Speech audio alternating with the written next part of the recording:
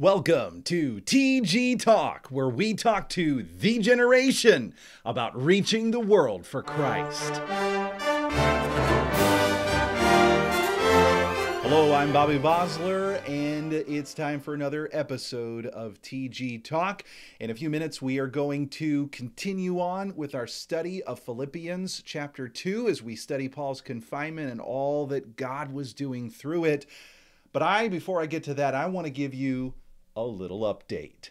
It's now been about 48 hours since we posted our first Let's Go Viral gospel video on the internet, and I am pleased to report to you that currently on the 3 social media platforms that we posted them on, there have been 4,600 views of that video, which honestly is amazing. Thank you so much for all of the work that you've been putting into sharing those. In fact, I did want to make this little announcement. Some of you may have been trying to communicate with me about ideas, and unfortunately, I told you to send an email to an email address that did not yet exist, but I'm pleased to tell you that the viral@thegeneration.org is now functioning and working properly. Let me just say that if you have any trouble getting to that, you're always welcome to email me at Bobby, B-O-B-B-Y, @thegeneration.org. Either way, it'll get to me.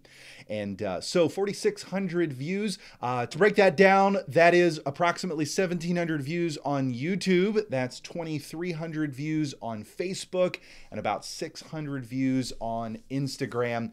And I'm thrilled. And again, thank you so much for all of the work. Do please be praying. I'm going to be really trying to get started on the next gospel video here very shortly. I already did some preliminary work earlier today.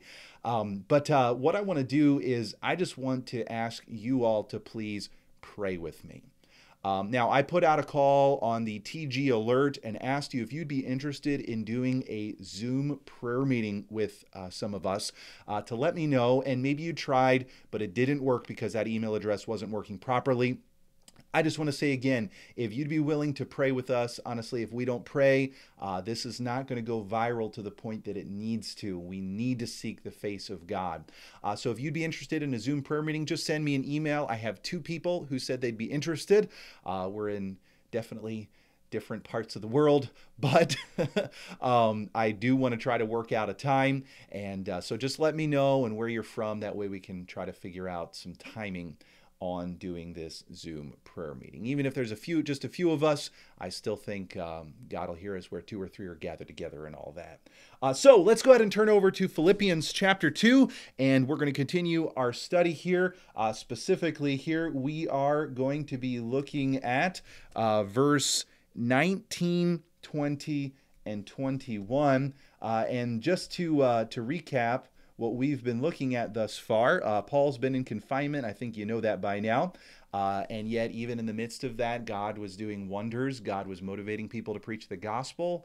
And God was using Paul to motivate the Philippians to strive together for the faith of the gospel. But Paul recognized, as I think all of us do, that unless our eyes are focused on others, we will never step out of our comfort zone. We will never stop grumbling and complaining and fighting with one another. We'll never actually activate the grace of God that He's given us to go and win souls for Jesus Christ. And if Paul did not motivate the Philippians to not live for themselves but to live for others, he would find himself standing before Christ one day, not receiving all of the rewards that he should. And yet, every sacrifice for the good of others is worth it because God is worthy. Now, when we get down to verse 19 in chapter 2, here Paul says, "But I trust in the Lord Jesus to send Timotheus shortly unto you, that I also may be of good comfort when I know your state. For I have no man like-minded who will naturally care for your state. For all seek their own, not the things which are Jesus Christ's." And here in this verse, what we find is Paul is giving what could be glossed over as just a logistical detail. And yet in the midst of this logistical detail, Paul is trying to accomplish several things. Probably the first thing that becomes obvious is Paul wanted to know how the Philippians responded to this letter. He didn't just want to send the letter off and, hey, sure, hope that goes well for you. I feel that sometimes with even these talks, I send them out there. I'm not exactly sure what y'all are thinking. I can tell every now and then. But he was basically sending the letter, and he said in the letter that he sent, this letter to the Philippians, he said, hey, just so you know, in a little bit, as soon as I figure out how things are going to go here in Rome, I'm going to be sending Timothy to you to follow up with you on this letter.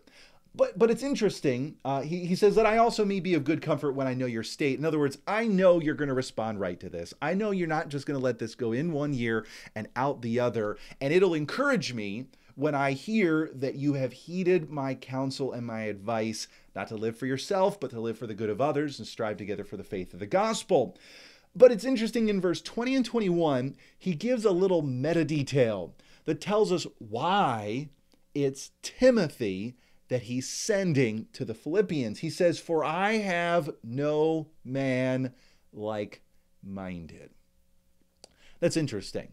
And by the way, when he uses that word like-minded, the word is supposed to bring to our minds all the other times when he talked about thinking the same, having a similar perspective, having the same love, thinking like Jesus. In other words, what he's calling the Philippians to do, that is what Timothy does.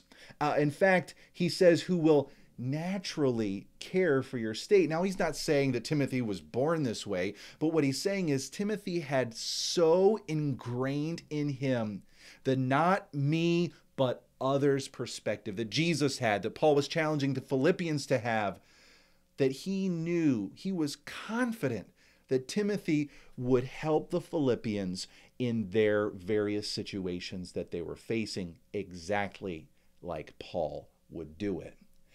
And as interesting as it is for Paul to say Timothy was like-minded with him, it was just kind of the way he was, it was the way he had learned to be, this was who he was now. Verse 21 to me is much more interesting. He says, for all seek their own, not the things which are Jesus Christ's. Now, it's important to understand what he's talking about here in the context of where he's at. Remember, he's in a Roman jail, or at least he's chained to Roman centurions here at this point, possibly in Caesar's palace there, or at least in the section of the palace where all of the guards and soldiers stayed. But Paul is saying, listen, I have people available to me here.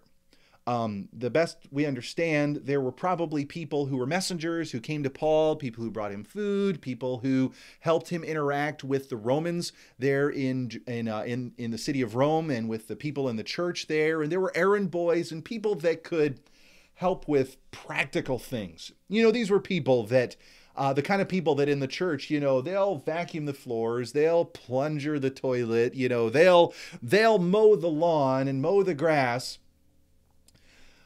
But these people had their limits. They had their limits on how far they were willing to focus on others instead of themselves. I preached a whole message off of this passage before, but I just want to say this. Paul is basically saying, listen, I looked around at all of the different people that were nearby, and I asked myself the question, who would be willing to drop everything?